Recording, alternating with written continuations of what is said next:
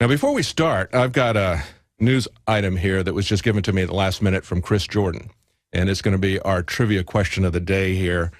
We've got the article as a deadline looms for a suspect to decrypt his laptop or go directly to jail. Now, this is coming out of Milwaukee, and we've got a judge that is ordering this fellow to decrypt the only existing copies of incriminating files. Now, are you required to do that? Think about that for just a second. Listen. Okay, your time is up. Do your rights really change based on the technology, based on circumstances? Does that negate the fact that you've got Fourth Amendment rights because you're not writing on paper, but you're writing on a computer? I don't think so. Let's look at what the Fourth Amendment says. It says that you're to be secure in your person, houses, papers, and effects. It's pretty comprehensive, don't you think? I mean, there's not really any room for wiggle, although we look at how our government is violating that in every aspect. In your person, have you traveled lately? Have you flown lately? Of course, it's going to be all kinds of travel because it's the Transportation Security Agency. It's not just the Airport Security Agency. They don't believe you have a right to be secure in your person. They deny your Fourth Amendment rights every day to everybody that's traveling. How about your houses? Look at what just happened in the Boston Marathon bombing, where they're breaking into people's houses without search warrants, demanding that they come in, pointing guns at people, pulling them out at gunpoint. What about your computers like this? Should you have to self-incriminate yourself? Well, obviously the IRS has operated for decades on the principle of self-incrimination. That's what your income tax form basically is. You sign this piece of paper saying that everything that I have just told you about myself in detail is true, and if you find anything in there that is not true, you can send me to jail. That's one of the problems that a lot of people have with complying with the IRS system, and we've got some information about the IRS system. Ted Cruz is calling to get rid of the income tax, and I'm all for that. I remember 20 years ago in the Libertarian Party, we were calling for the abolition of the income tax and the IRS, and people said we were crazy. But things change, don't they? And hopefully for the better. Maybe with all of these scandals, maybe we've gone so far that people are ready to hear the truth about the IRS, the truth about self-incrimination, the truth about our corrupt tax system, where the largest corporations, those who are going to Bilderberg, don't pay any taxes, but you, the little people, pay them all, and just enough to keep the interest payments going to our central bank.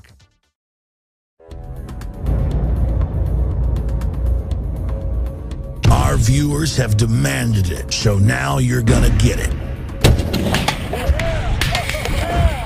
More pro-Second Amendment gun shows in the month of June. What we've learned is you cannot hide behind an I-beam when there's a 50 cal present.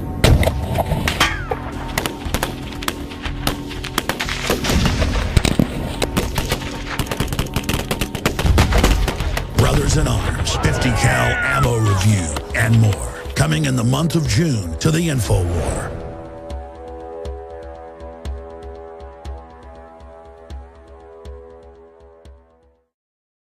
It's interesting to go back and look at the history of Bilderberg, to think about the fact that for decades, they denied that this existed. Just kind of like Bohemian Grove, you know, when Alex showed up and took a video of what was going on at Bohemian Grove and exposed what these crazy people we call leaders were doing at Bohemian Grove.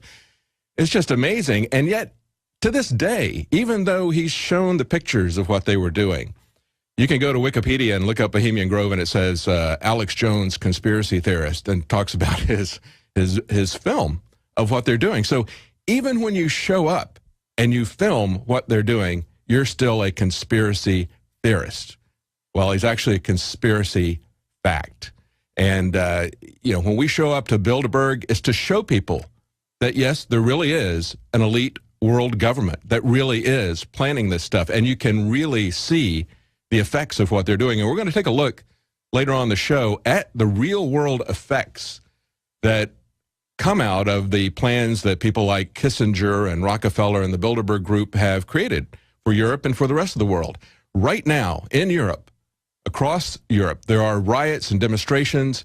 Even in Turkey, there are riots and demonstrations. People are demonstrating against the economic hardships, against oppressive governments, but especially in Europe, it's economically focused. And what they've seen are bankers. Here we've got some pictures here from Turkey. It's just amazing. If you've got this on video, you can see this.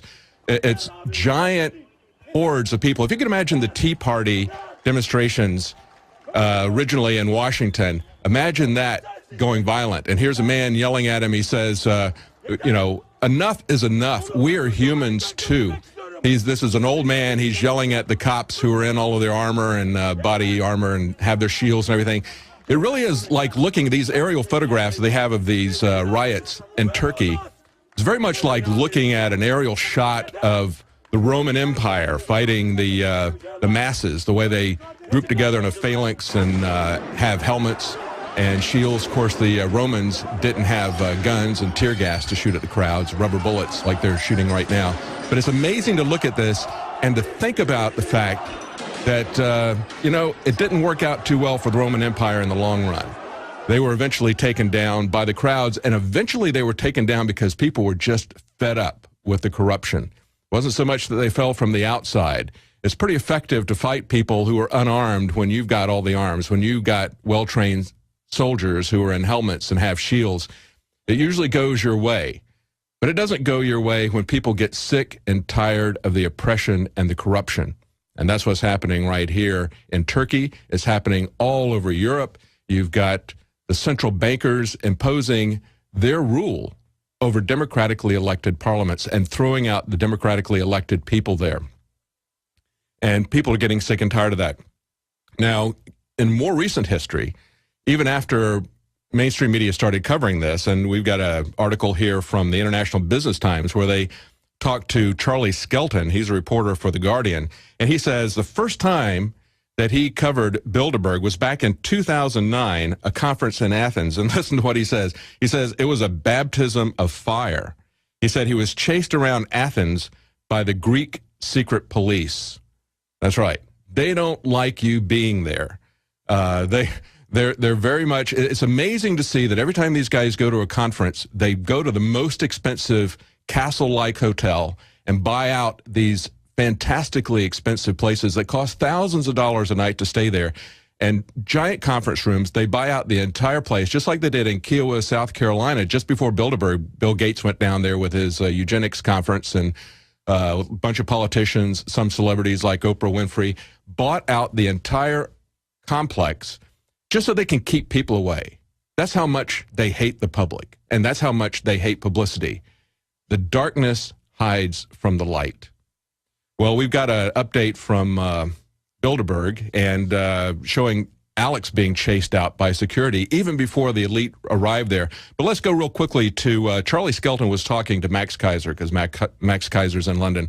And let's listen to what Max Kaiser says about Alex Jones arriving. In London. You know, this is fantastic, because Alex, aside from being a great journalist and exposer of lots of bad things, he is uniquely Texan. He's uniquely Texan. Well, we have to get him on Kaiser Report. Absolutely. Will Kaiser Report be coming to Watford? Oh, yeah. We should do one from Watford, camped outside. Let's go. It's not every year they come to Watford, is it? I mean, Can you, actually, Charlie, for our American audience, can you explain what the heck Watford is? what it is? Watford is the thing you drive through in order to get out of Watford, basically. No, that's a terrible thing. I'm saying a terrible thing about Watford. I don't even really know Watford. Watford is just an area of northwest London, just off the M25, just south of that. So it's and the place where the hotel is beautiful. That's Charlie Skelton. Skelton. Sort of town like where David Brent worked at the office? Yeah, I think you're in the right. Yeah. Slough potential. Yes. It's on a path. It's on a roundabout somewhere. It used to be what Londoners would define as the point between south of England and the north of England, and the rest of England, basically. It was anything north of Watford. The Watford Gap. Wasn't really considered, you know, just considered full stop if you're from London. It's the edge, basically. It's It was the edge, it was the wall. The world stops at Watford. It was exactly that, yes. Okay, well, that's our little teaser for tonight. There you go. Max Kaiser talking about Alex Jones's arrival, saying the Texas Twister has touched down in London. That's a pretty good way to put it. They don't want Alex anywhere close to the elite there because he's not afraid of them. He's not afraid to call them out for what they are. And yesterday they were making preparations as these people are coming in. They need to have their fences up because they don't want you to get close to them. They don't want any information to get out about what they're doing, but they don't even want you anywhere around them. That's why they buy out these entire luxury hotel complexes and then use the security and the police forces from the nearby towns to chase people away at the taxpayers' expense. You know, that's what the police are there for, right? To protect the elite from you. Well, we got Alex taking a look at their barrier of steel. He calls it the Bilderberg Ring of Steel. Let's take a look at what he found yesterday.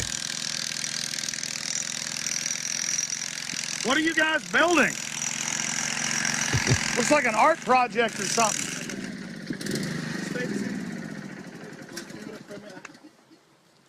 Hang on, mate. I'm just going to get a photo here. So what are you guys putting together? Just a fence.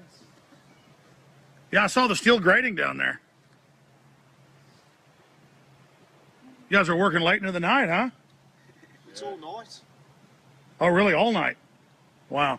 Well, I'll leave you alone so you can get it done. Have a good one. Until we're finished. You guys have a good one. Yeah, you too, mate. Cheers. Yeah, working through the night. Got to get that up because you know what? This could be a big event. This could be very large. You've got David Icke going. You got Alex Jones there.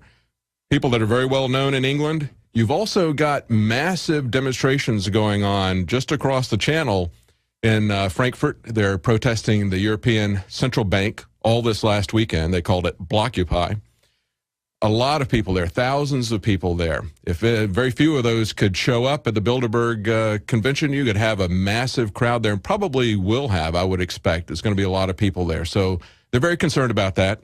They're busy putting up these construction projects, for those of you who couldn't see it. I mean, they're making some pretty heavy fortifications there to protect people. You know, when I look at this, I think about the power of even just one person, and Hong Kong is now marking the Tiananmen Square remembrance.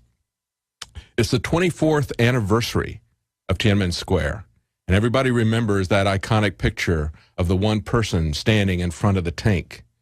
Now, what you don't know in the West is that subsequently tanks did run over people there. They did shoot and kill a lot of people there. That part was not televised, but that was a wonderful, iconic moment when he stood in front of those tanks. And if you remember, the tank kind of made a movement to go to the left, then a movement to go to the right. And every time the tank would move, he would move in front of the tank.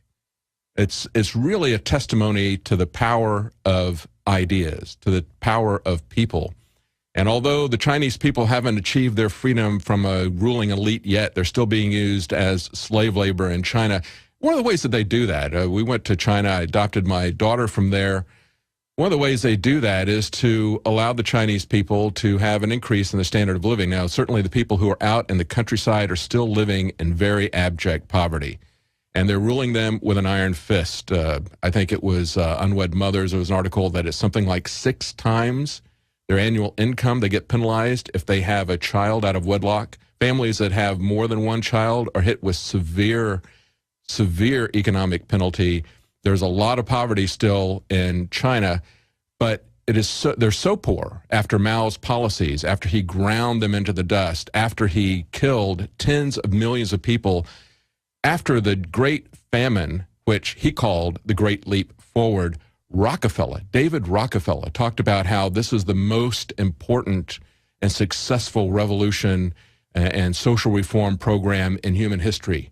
David Rockefeller loved the Chinese oppression under Mao. That's what he would like to see happen everywhere. He wants to see population controlled. He wants to see people controlled. But there's a lot of power in what one person can do. But listen to this Chinese fellow who spoke earlier this year at a Massachusetts state gun rally he was at Tiananmen Square when it happened 24 years ago.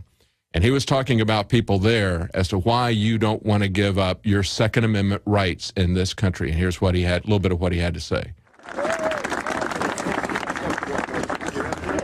This past Monday, I decided to visit the Lexington Green to pay my tribute to Captain John Parker. As I was walking on the green, I thought to myself, you know what? The founding fathers of the United States and Chairman Mao had one thing in common. They all thought guns are very important political instruments. However, their similarities ended there. Chairman Mao wrote in one time, he said, political power grew out of barrel of a gun. Many anthropologists and archaeologists believe that before man even discovered the power to harness and use fire, we were involved in agrarian activities. That is, taking the seeds of plants and then replanting them to produce more. The very foundation of our modern civilization and human culture is centered around the planting and cultivation of edible plants, fruits, vegetables, nuts, you name it. And the globalists have been going after gardening. They've been harassing people that have gardens in their front yards or their backyards. They've called for licenses for people to have gardens because you can't trust prisoners in the police state America to be able to grow their own food. That's why I've come to the realization that we need to become self-sufficient. You need to be informed. You need to have the Second Amendment to protect yourself. You need to be politically active to wake up others. You need to filter your water. But you also need to plant a garden. Even if you live in an apartment, you can do this. If you live in the countryside, obviously you can do it on a grand scale. There are so many green belts in areas that humans don't even visit, nearby cities and in suburbs, where people are now more and more planting their own little private gardens and meadows and off the side of the road. Ladies and gentlemen, it is a revolutionary act to unplug from the television, to unplug from the computer and all the globalist propaganda, and to go out in your backyard or your front yard or planters at your apartment or on the roof of the building where you live, and to plant a garden. Here are some of the amazing deals at Infowars Seed Center at InfowarsShop.com. The Survival Seed Vault by My Patriot Supply features only the finest survival heirloom seeds for a robust and hardy garden, even in the toughest of times. The ARC All-in-One Seed Kit contains 70 varieties of 50,000 seeds of fruits, vegetables, medicinal, and culinary herbs. All ARC seeds are heirloom. Each type is labeled and sealed separately for ease of use and longevity. The Deluxe Emergency Seed Bank combines 3 of Emergency Seed Bank's top sellers: the Family Survival Emergency Seed Bank, the Medicinal Herb Seeds Pack, and the Culinary Herb Seeds Pack. We also have starter varieties of the deluxe seed packages for fruit, salad, salsa, peppers, and medicinal herbs and more. Go to the Infowars Seed Center at InfowarsShop.com. A little seed can grow a huge tree that produces fruit for up to 50 years. We have the best life bombs. That's what these are. We have the best weapons against death out there at the lowest prices, waiting for you to lovingly plant them and lovingly grow them and lovingly eat them and share them with others. We will strike back against the New World Order, and this is only one more initiative in our fight against them. So please join us at InfowarsShop.com, or you can link through at Infowars.com at the Infowars Seed Center. And we were talking just before the break about how this is now the 24th anniversary of Tiananmen Square, that iconic picture of the guy standing in front of the column of tanks. And what we didn't talk about is the fact that still in Beijing, even though there are celebrations of it in Hong Kong, with a lot of people there attending a candlelight vigil because it is a very solemn occasion. A lot of people were killed by the military. Not everybody, we always see that picture of the guy standing in front of the tank, but a lot of people did die there. But in Beijing, police blocked the gate of a cemetery housing victims of the crackdown on a pro-democracy demonstrators as part of a sweeping annual effort to bar commemorations. You have to understand that China was used by Rockefeller and the New World Order. There is a massive transfer of wealth. We did a special report on this last night on the Nightly News. If you didn't see that, it's probably because you're not a Prison Planet member. You need to pay up and see this special content. But We talk about how Rockefeller and the elite desired to have a massive transfer of wealth from the United States, as we now see that's happened in only about 3 decades. We see pretty much most of the manufacturing capacity of the United States. Much of our wealth has been transferred to China, and it's not from the American people to the Chinese people. It's from the Americans to a few ruling elite. The Chinese are not out of the woods yet. They are still under the oppression of Mao-like rulers in China.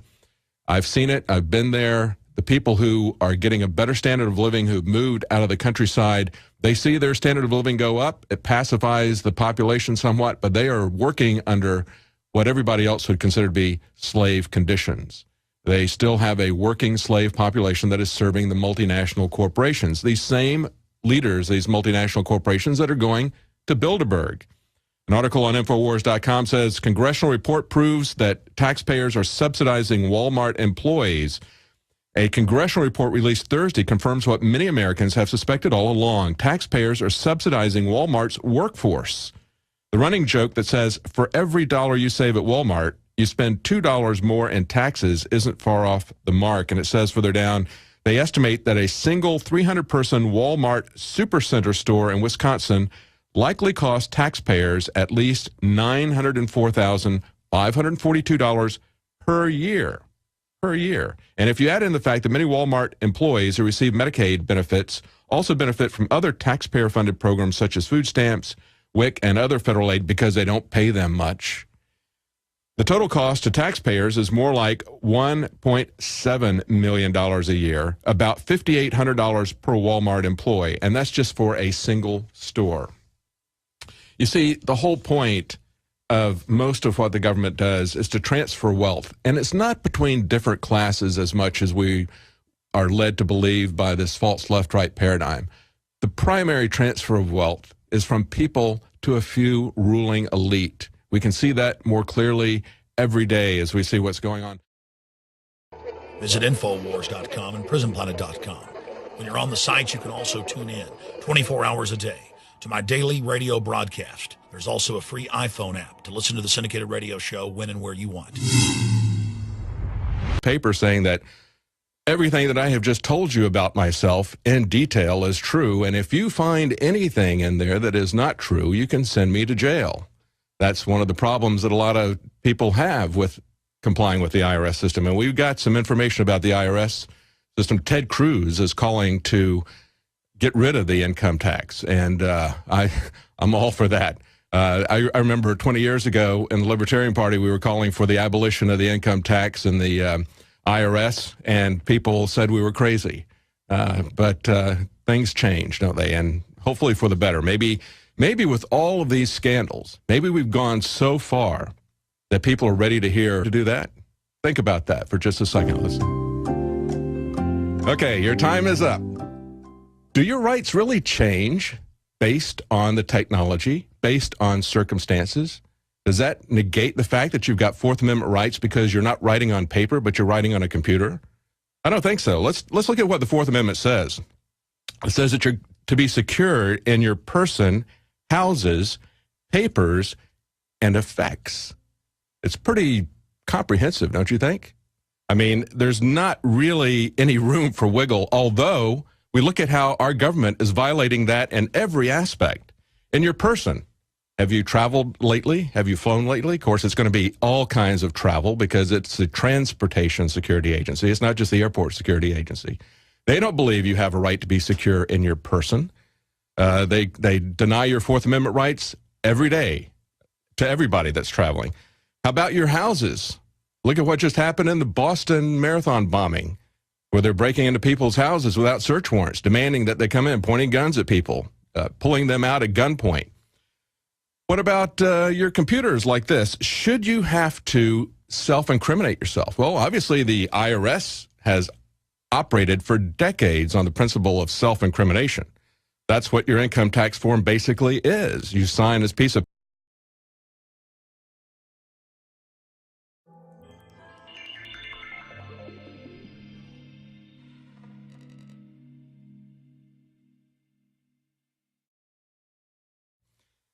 Now, before we start, I've got a news item here that was just given to me at the last minute from Chris Jordan, and it's going to be our trivia question of the day here. We've got the article as a deadline looms for a suspect to decrypt his laptop or go directly to jail. Now, this is coming out of Milwaukee, and we've got a judge that is ordering this fellow to decrypt the only existing copies of incriminating files. Now, are you required the truth about the IRS, the truth about self-incrimination, the truth about our corrupt tax system, where the largest corporations, those who are going to Bilderberg, don't pay any taxes, but you, the little people, pay them all, and just enough to keep the interest payments going to our central bank.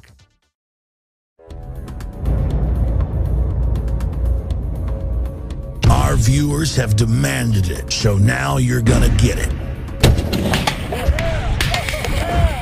More pro-Second Amendment gun shows in the month of June.